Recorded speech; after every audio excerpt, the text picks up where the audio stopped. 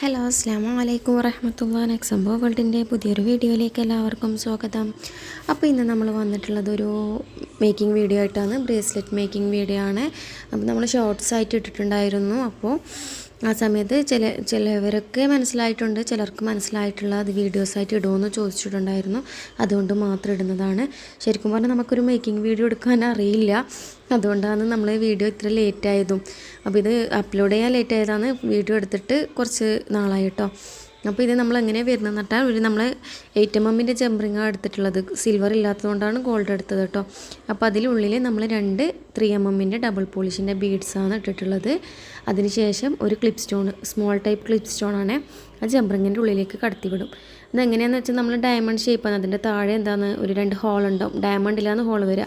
Square ഷേപ്പാണ് നമ്മുടെ clip stone എങ്കിലും നമുക്ക് ഹോൾ വരെ ഡയമണ്ട് ഷേപ്പിലായിട്ടാണ് ഇടാൻ പറ്റുക. അപ്പോൾ അതിന് താഴെ 2 ഹോളിലോട്ട് നമ്മളിത് കടത്തി വിടും. അപ്പോൾ നമുക്ക് എന്താ പറയുക, ഒരു ഡയമണ്ട് ഷേപ്പായിട്ട് കിട്ടും. അപ്പോൾ ആദ്യം ഒരു ജംറിങ്ങിൽ നമ്മൾ ക്ലിപ്പ് സ്റ്റോൺ ഇട്ടു. രണ്ടാമത്തെ ജംറിങ് എടുത്തു. അതും നമ്മളത് ആ ക്ലിപ്പ് സ്റ്റോണിലൂടെ ആ ഹോളിലൂടെ കടത്തി വിടും. വീഡിയോയിൽ മനസ്സിലാവുന്നുണ്ടോ എന്ന് വിചാരിക്കുന്നു.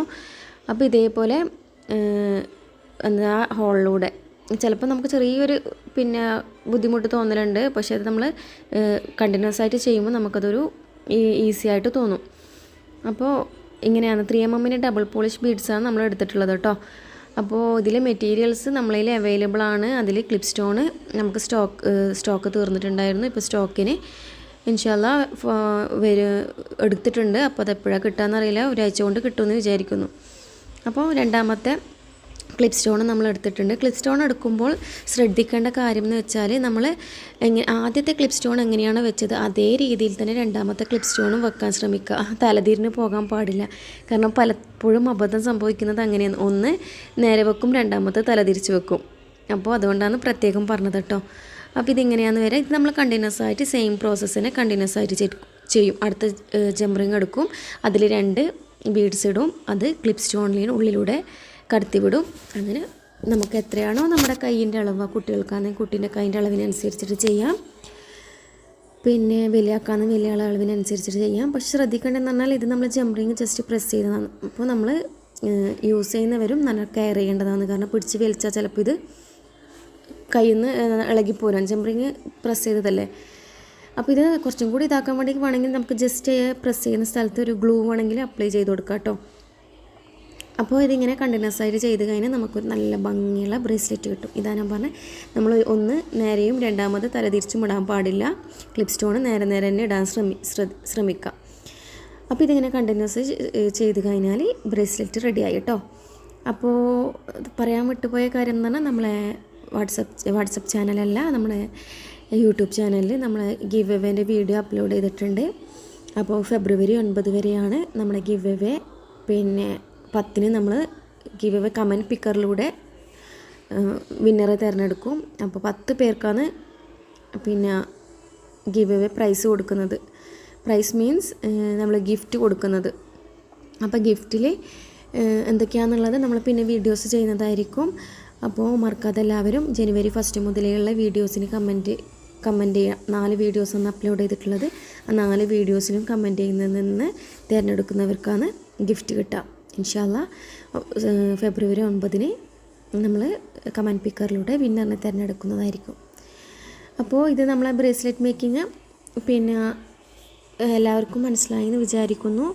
അപ്പോൾ ഇത് കണ്ടിന്യൂസ് ആയിട്ട് ചെയ്ത് കഴിഞ്ഞാൽ നമുക്ക് നല്ല ഭംഗിയുള്ള ബ്രേസ്ലെറ്റ് കിട്ടും. അപ്പോൾ നമ്മുടെ വീഡിയോയിൽ എന്തെങ്കിലും കുഴപ്പങ്ങളുണ്ട്, ഇഷ്ടംപോലെ കുഴപ്പങ്ങളുണ്ട്. സാധാരണ ചെയ്യുന്ന പോലെ അല്ല, മേക്കിംഗ് വീഡിയോ ചെയ്യാനൊന്നും നമുക്ക് സാധിക്കലില്ല. അപ്പോൾ ചെയ്യാൻ അറിയാത്തതുകൊണ്ടാണ്. കാരണം ക്യാമറ വെക്കലും ഇതൊക്കെ അതിൻ്റേതായ ഒരു ഭംഗിയുണ്ടല്ലോ, നമുക്കതൊന്നും അറിയാത്തതുകൊണ്ടാണ്. അപ്പോൾ എല്ലാവരും വീഡിയോ എന്താ പറയുക, വീഡിയോ തല്ലിപ്പൊളി ആയതുകൊണ്ട് ക്ഷമിക്കുക. അപ്പോൾ മനസ്സിലായെന്ന് വിചാരിക്കുന്നു. എന്തെങ്കിലും കൺഫ്യൂഷൻ ഉണ്ടെങ്കിൽ നമ്മളെ കമൻറ്റിൽ അറിയിക്കുക. നമ്മൾ റിപ്ലൈ തരുന്നതായിരിക്കും. അപ്പോൾ ഇതിൻ്റെ കൂടെ ഇത് ഫൈനൽ ലുക്ക് എന്ന് പറയുന്നത് നമ്മൾ അവസാനം ചെയിൻ യൂസ് ചെയ്യും. ചെയിനിൽ നമ്മൾ കയ്യിൽ അവൈലബിൾ ആയിട്ടുള്ളത് ആൻറ്റിക് ഗോൾഡ് ചെയിൻ ആയതുകൊണ്ട് നമ്മൾ അതാണ് എടുത്തിട്ടുള്ളത്. അപ്പോൾ അത് ഇതിൽ വെച്ചിട്ട് അങ്ങനെ വലിയൊരു ബോറോ കാര്യങ്ങളൊന്നും ഉള്ളതുകൊണ്ട് നമ്മളെ മക്കൾക്കായാലും നമുക്ക് ചെയ്ത് കൊടുക്കാൻ പറ്റുമല്ലോ. അപ്പോൾ ആൻറ്റിക് ഗോൾഡിൻ്റെ ചെയിനാണ് യൂസ് ചെയ്തിട്ടുള്ളത് കേട്ടോ. അപ്പോൾ ലുക്ക് എങ്ങനെയുണ്ട്? നല്ല ഭംഗിയില്ലേ?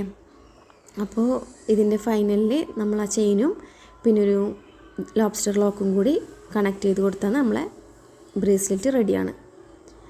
അപ്പോൾ ഇത്രയാണ് നമ്മളെ ബ്രേസ്ലെറ്റിൻ്റെ വളരെ സിമ്പിളാണ്, വളരെ ആർക്കും ചെയ്യാൻ പറ്റുന്ന ഒരു സിമ്പിൾ ടൈപ്പ് ബ്രേസ്ലെറ്റാണ്. അതും നല്ല ലുക്ക് തരുന്ന ബ്രേസ്ലെറ്റ്.